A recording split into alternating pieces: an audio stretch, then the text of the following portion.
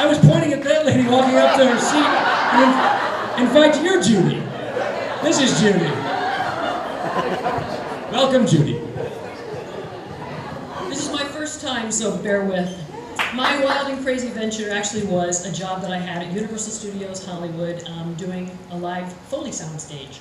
1,000 people, no, 1,000 people would come into the auditorium and they'd be introduced to Pinky Finkelman, who is the Universal Studios Foley artist. And I would pick 5 people out of the audience to come up on the stage with me. I'd teach them on my soundstage. I had all sorts of wonderful equipment, like the grind sound effect for the wind. And 2 of those people that I picked were patsies. One patsy was the gentleman on my left for this specific show. He was a little Asian guy, all right? And he's standing in front of the TV set, in front of his microphone. And I said, okay, now you are gonna play Harry the Bigfoot. You're gonna do the growls and grunts. And I look at him, I'm like, do you speak English? He goes, I'm like, great. All right, so thinking on my feet, I'm like, okay, Harry the Bigfoot, King Kong, Godzilla! Oh, Godzilla, yeah, he understood that one. Yeah, that worked great for him. I said, okay, that's cool. When that light goes on right there, all you're gonna do is go, roar, in any language you like. So that cool, that worked for him. So my second patsy is the lady that I picked to do the big hairy roar at the very end of the show. Brought her down front center stage, which is where her microphone was, and I said, hey, you know, where are you from? She goes, France. I said, bonjour, comment allez-vous? She goes, that's all I know. But anyway, she understood the fact that when the light turns on, you roar at the end and you scare everybody. That's cool.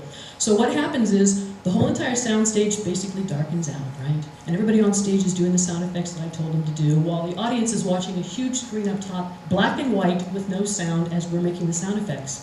Now usually during this time I get a chance to just, you know, say a few jokes in here to make sure the show is moving along.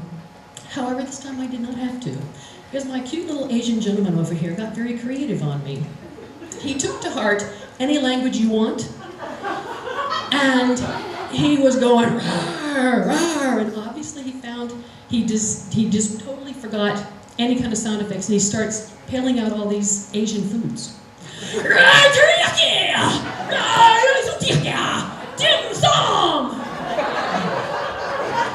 thought, well, this is ridiculous. So I just sat in the audience and laughed. I mean, what was I going to do, right? Until the very end. And the very end, I'm supposed to come up behind the French woman, right? She's standing at the microphone, ready to go. And I said, okay, all you're going to do is when the light turns red, you roar. So I'm standing behind her, and I go, nothing happens. And I'm like, the lights come up. And I said, what happened? She said, you know, the light didn't go on. I go, you're kidding. Duh. I'm like, okay, well, that's cool. We'll do it again, right? No problem. Like, it's not set up to do this, right?